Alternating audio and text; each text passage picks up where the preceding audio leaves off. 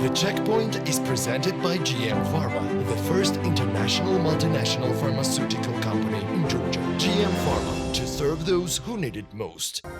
Kutaisi International Airport has resumed flight operations following the completion of runway rehabilitation. The first Minsk-Kutaisi flight was performed yesterday. The budget of the rehabilitation project was 8 million lari, which was covered by the operating company of Kutaisi Airport, the Union of Georgian Airports, from its own revenues. The rehabilitation works were carried out by the company Black Sea Group. Flights were operated from Tbilisi Airport for 3 weeks during the rehabilitation period. Mr. Varadi, welcome to Aviation Talks, and it's a great pleasure having you here today. No, thank you for having me. I appreciate it. Last time that we met and we held the interview, it was in December 2020, during the very harsh pandemic. And now we entered into the post-pandemic period. When you analyze the crisis, what did you learn from this crisis? And was your strategy effective during the pandemic? I mean, absolutely. We learned a lot. We learned a lot of ourselves. We learned a lot about the challenges and how to best deal with the challenges. I mean, clearly one of the main outcomes of crisis management during the last 2.5 years was all about flexibility and adaptivity. We had to adapt, we had to change, we had to be flexible. I remember when we nearly grounded the whole airline and we couldn't fly, but 2-3 months later we were flying nearly 100% of the capacity. And I never thought that we would ever fly to China, flying cargo. We did it 130 times. I never thought that we would be flying to the US, repatriating people, and we did actually a couple of times. So we undertook actions on challenges which we never contemplated before. And the fact of the matter is that if you look at Wizz Air today, we are 35% larger airline, larger business than pre-pandemic. At that time, back in March 2020, we had 119 airplanes flying. Today, we have 171. So it's not only that we recovered from COVID, but actually we are a much bigger business because we used this time strategically, being agile and looking at investment opportunities to actually invest into new markets. We entered into London Gatwick by acquiring a slot portfolio and based aircraft there. We entered Italy in a large scale, having more than 20 aircraft now based in the country. We entered Albania.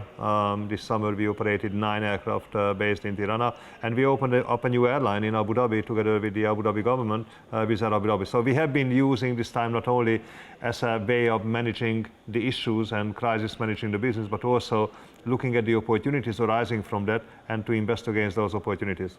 According to recent analysis of ICAO, the global passenger traffic has recovered by 80%, and the revenue of airlines reached 70% globally. What is the recovery rate at Wizz Air in terms of particularly revenue? Yeah, so we are roughly 135, 140%. So we are doing a lot better than the industry overall.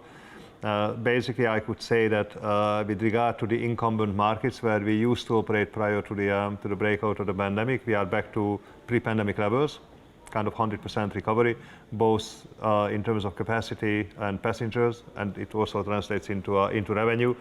And we added a number of new markets I mentioned, and with that, as an airline group, because now we are operating 4 airline licenses, we are up 35% versus pre-pandemic levels. So the 4 airlines are 2 European airlines, Wizz Air Hungary and Wizz Air Malta. We have a UK airline playing contingency on Brexit, Wizz Air UK, and as mentioned, we have the UAE airline, Wizz Air Abu Dhabi. As we can see, the price of Wizz Air stocks are quite down nowadays, which could be vulnerable for airline. So can we expect, is there any possibility of consolidation with Wizz Air with any major player? No. I mean, in reality, if you look at the shareholding structure, we have a strategic investor, Indigo Partners, in the US, and Indigo is unavoidable in any kind of speculation or any kind of plans which could affect the company's position. I would rather say that this is the time to buy for people. I mean, clearly the market is reacting with fears of unpredictability in the future. I think European aviation has been quite vulnerable. I think every share price of any airline has been down significantly. We are closest to the fire at the moment with regard to the war in Ukraine, and I think that kind of makes the market nervous. But if you look at the fundamentals, the fundamentals remain very strong for the business. So I think the future prospect of Wizz Air remains very intact, very strong. We have the largest aircraft order of the best available airplane in the world, the AC-21neo airplane. We have been diversifying our network footprint through the various investments into markets, and we have a very strong, very agile, very adaptive organization that is able to deal with any sets of circumstances, being culturally agile, being able to bridge cultural differences. So I think we are in a very good position for the long run. We see tremendous demand in the aviation market, in particular in a passenger operation in the post-pandemic period. But on the other hand, we see clear challenges that aviation sectors and airlines are really suffering from. So what kind of challenges do you point out, and what could be solutions to tackle those challenges in the long run? I mean, I think it is a bit of a double-edged sword, to be honest. I mean, the current challenges are more kind of macroeconomic related. I mean, being a European airline, we are exposed to the dollar. The euro is weak to the dollar, or the dollar is strong versus the euro. I mean, that creates this financial exposure. Fuel price, oil price is up. I mean, we used to have fuel being 30% of our cost. Now it's half of the cost. We are seeing inflationary pressure kind of creeping into the sector through wage inflation, monopoly infrastructure charging. We are seeing all of that happening. I mean, some of it is cyclical, and you know, it feels almost like a perfect storm at the moment that everything is hitting at the same time. But if you look at fuel or foreign exchange, they tend to be very cyclical, so they go with the cycle, so they could change. Also, the current situation offers significant opportunities for an airline like Wizz Air. We have been very keen on preserving liquidity. We have 1.6 billion euros of cash on hand, what we can use to continue to invest in business opportunities. So this is almost like, you know, you are in the forest and you bump into a bear. You don't have to run faster than the bear, just faster than the other guy next to you. And I think we are well positioned with that regard. So we still look at market opportunities, investment opportunities, and they will come. And they, you know, just a very recent one is one airline went down in Romania, and Romania is one of our home markets, and we were backfilling their capacity, and we deployed significant capacity, number of aircraft we moved into the country, opened up a number of new routes. So we will still pursue those objectives. We talked about challenges that the airline facing, fuel price, insurance rate, conflicts that we will talk about a bit later, which really impact the ticket price. Do you really share the opinion that the time of cheap flights is over? No, absolutely not. I think it's wrong. It's not true. Again, we are in a cycle. We are in the down cycle, if you want to put it that way. The industry facing a lot of inflationary pressure all over the place, but most of it is cyclical. Foreign exchange will change over time. Fuel goes up and down depending on supply and demand. So I'm quite confident that maybe this is a situation for a couple of years that the industry will be inflated on cost, and as a result will be inflated on ticket fares. But over the long run, I think low-cost flying remains prevailing in the industry. If you look at aviation, the development of the sector, it has become increasingly commoditized. In commodities, lowest cost wins, lowest cost prevails, and this is what we are focused on to make sure that by innovating technology, we bring in the best available in the industry, with that to derive the most economic benefits and also the environmental benefits of being a green operator in the industry. And on that basis, we can continue to grow the business and we can continue to enhance our franchise with the consumers. And I don't think that, as a matter of fact, we have ever been in a better position than nowadays, because simply that kind of a gap, that technology gap, that efficiency gap, they've just opened up in our favor versus the balance of the industry. Unlike to your airline, many airlines are suffering because of shortage of aircraft, staff that they fired during the pandemic, and also there are the same problem with airports that cause some delays, and overall it really have negative impact. What do you think, how will it shape in short term and how will it impact the industry as a whole? I think there are probably two issues. One is how the supply chain is operating at the moment and what impact that makes on airlines like ourselves, and two, what we can do as an airline to counter some of those effects. The supply chain has been struggling. We had a very bad summer from an operational perspective. Actually, demand was very strong. People wanted to fly. They were back from the pandemic and they really wanted to travel. But from a European perspective, over 6% of flights during summer got cancelled because of supply chain issues. All the reasons you mentioned, lack of staff, shortage of staff in air traffic management, in airport security, in ground handling, you name them. And of course, we were not immune and we were affected by that, and we had to cancel a large number of flights. I mean, historically, we performed at a rate of completing 99.7% of our flights. So we only cancelled 0.3%. This summer, we cancelled over 6%, so like 25 times more flights. And we were not an outlier because that was the industry rate as well. So it was that bad because of the supply chain performance. Now, I hope that the supply chain will continue to evolve and will improve, but I don't think this is going to get fixed completely when we are entering into next summer. As we speak today, we are fine. No cancellations really, other than weather or these extremes which would have affected the business otherwise in that case as well. But it is now a more calm position. Now, what we can do as an airline, and that's really the question, that now we are altering our operating model to make sure that we are more resilient, we have more buffers, we have more reserves in the system, that we don't expose ourselves to the supply chain to the same extent as before. Before that, we have been maximizing efficiency in a way we operated the airline, but that required a perfect operation of the supply chain. But once that's not available to you, obviously, you will become a victim of your own operating model. So this is what we are affecting, this is what we are changing. I'm very confident that our investments will bear fruits and will work. We are already seeing the early results. It essentially means that we are over-investing. We are over-investing into headcount.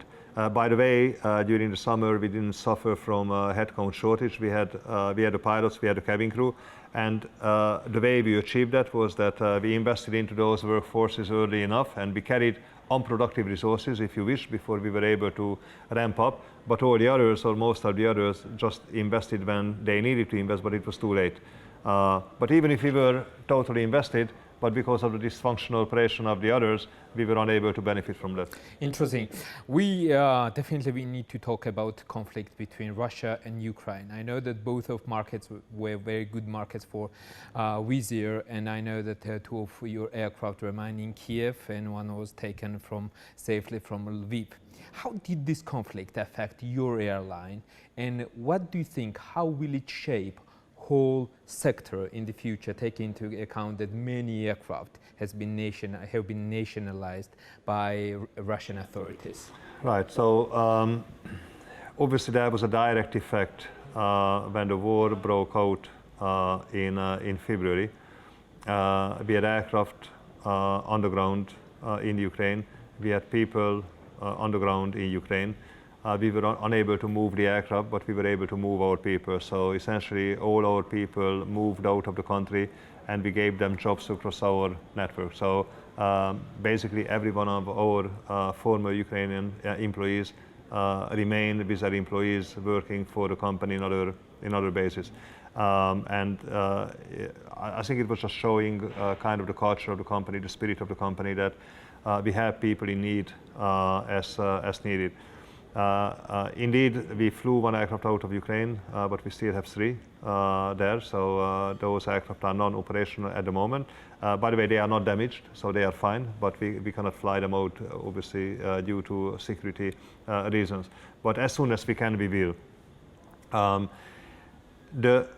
The bigger issues arising from the situation are around kind of the economic impact of the war and the resulting sanctions, issues like high energy price, high fuel price when it comes to aviation, a much accelerated inflationary environment which may lead into recession, and that could affect spending power of people in those sides. So those are more the issues what we are seeing as consequences of the war.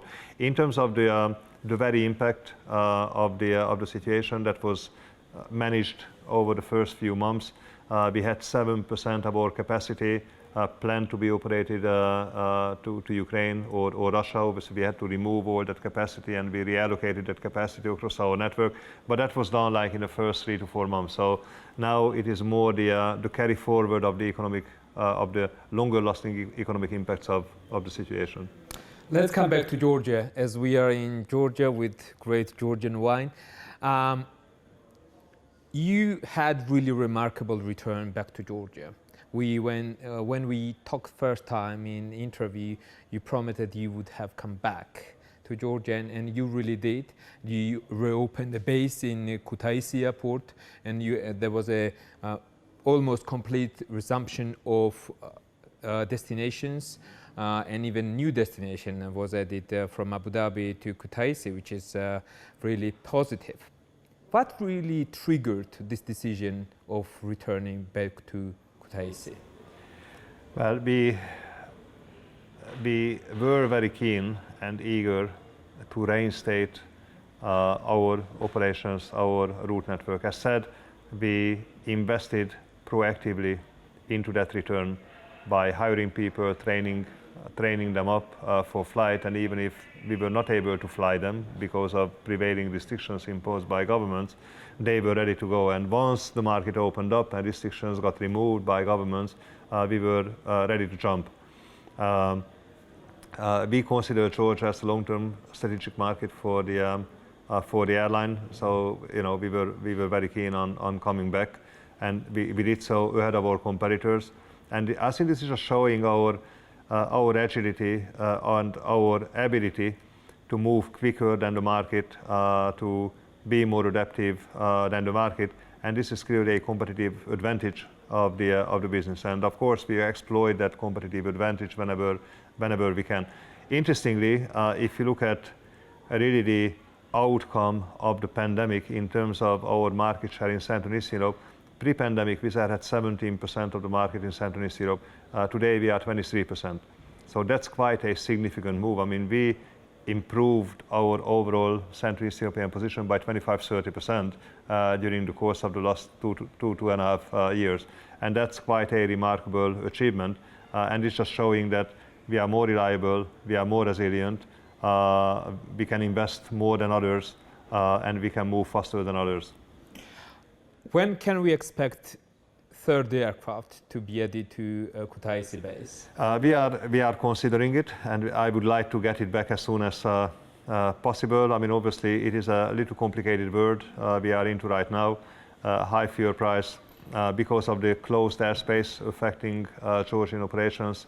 Obviously, it's a longer flight, more cost to flying.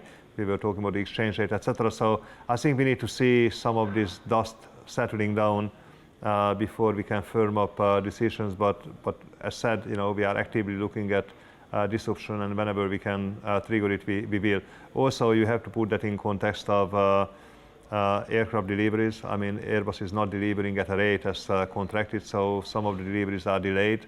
So we have to reallocate aircraft on that basis. So it is a little complicated, as said, but you should count on Wizz Air as de facto the national carrier of Georgia we are here for your country, we are here for the passengers of Georgia, and we are here for supporting the country's ambitions in terms of placing yourselves on the map of tourism of the world. I think you have a lot to offer, great wines, very importantly, but also a lot of nature, a lot of culture to the world, and we are very pleased and very honored to be one of your partners. In the recent period, you set up a couple of companies in Abu Dhabi, in Malta. You obtained AOCs, and there are some rumors that you also plan to establish a company in Saudi Arabia. Is it not time to obtain also Georgian AOC and set up your own airline? But here you said that we can consider your airline as our national airline. What do you think about this matter?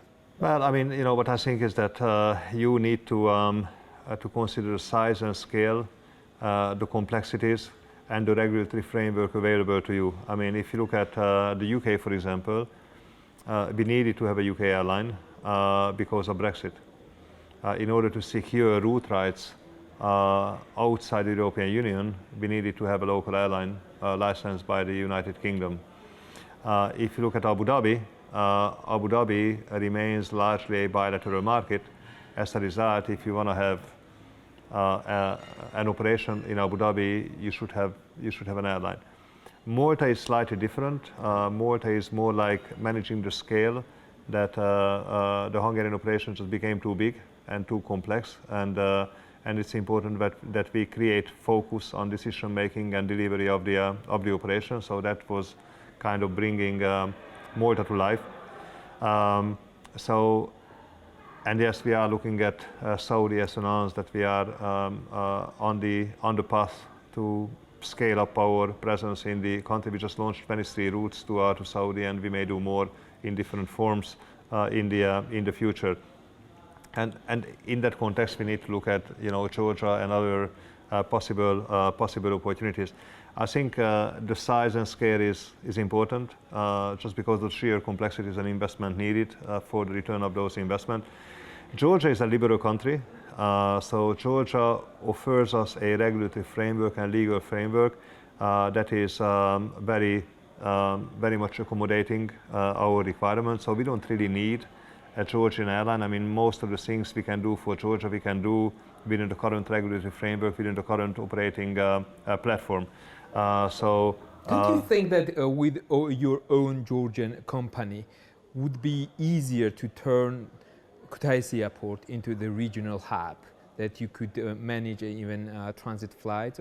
I know that it's not part of concept of low-cost airlines such as Wizz Air to operate transit flight, but to establish Kutaisi Airport as a real hub. Yeah. I think the focus at the moment is to bring more aircraft, to fly more point-to-point services, expand the route network under basis. Once we achieve, something a lot bigger than where we are today, that maybe we can think of other initiatives. But for the time being, I think for the next few years, we are focused on that. Due to closure of the runway in Kutaisi Airport, Wizz Air is operating from Tbilisi Airport until end of this month. Do you plan also to add Tbilisi International Airport to your network in the future? Well, if we get better cost out of Tbilisi Airport, we would certainly consider it. But at the moment, Tbilisi Airport is one of the most expensive airports in Europe, if we consider your country in that context. So right now, I think Kutaisi is a lot better alternative for our business model to operate from. We are very keen on delivering the lowest possible cost, and with that, to apply the lowest possible fares to the market. We can much better achieve that in Kutaisi than in Tbilisi. But if the cost environment changes in Tbilisi, we would certainly consider it. Wizz Air recently started expansion towards the east, and you set up a company in Abu Dhabi, and of course we all know that there's huge potential. How do you see the development of Eastern, also Asian routes and destinations, also in the context of Georgia? Yeah. I mean, we are seeing huge demand for Wizz Air. I mean, we are in discussion with almost every country you can imagine in this part of the world. And they all want to have more Wizz Air, more routes, more bases, more airlines. So we have become very popular, and that popularity, I think, is largely driven by the facts and the empirical evidence that we are a very resilient business model. We can certainly differentiate ourselves at least three ways from the rest of the market. First, we bring very low fares to the market, and with that we stimulate traffic. So we create the tourism industry, we create traffic, we enhance the franchise of flying more than anyone else. Two, we are very resilient. We are pretty crisis-proofed, if you want to put it that way. This industry has gone through all the crises over the last 3 years, COVID and now the war situation, and we are around, and not only that we are around, but we are a lot bigger airline than prior to the first crisis, the COVID times. And three, we have resources to invest. We have airplanes on order, being delivered and will be delivered in the next 7 or 8 years, and we have cash, and not many airlines have any of these. So, you know, we are resilient, we have the capacity to invest, and we have a proven track record of actually making an economic difference for countries or regions. And as a result, obviously, we have become strategically interesting and attractive to all these countries. And at the end of our interview, I would like to ask you about your plans, not only in Georgia, but also globally. What our viewers can expect from Wizz Air in the future, domestically and also globally? We are very clear on that we are seeing Wizz Air to become a 500 aircraft airline, essentially tripling the size of today by the end of the decade.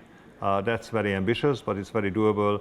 That implies roughly around 20% growth each year. This is the compounded growth rate, what we have delivered since the beginning of the company over the last 19 years. And we're seeing that by now we have developed distinct competitive advantages in the market, what we can embark on. It's the aircraft, it's our ability to access technology, it is the diversified geographical footprint of the airline, and it is also the diversity and the agility of the organization to move around and go with the flow when it comes to opportunities of the business. So we're seeing that we have developed great strategic assets in the business, what we can exploit further for growing the business. In terms of the geographics, Central and East Europe will remain our home run, and we will be very keen on exploiting every opportunity arising in this region. We have made selective investments in the West, and we have made selected investment in the East. I think you will see us expanding further in the East, which we find very exciting, and as we just discussed, we are seeing a lot of opportunities. With regard to Georgia, I mean, as said, we feel that we are de facto the national carrier of the country. We want to be part of the society, part of the country, and we want to contribute to your development.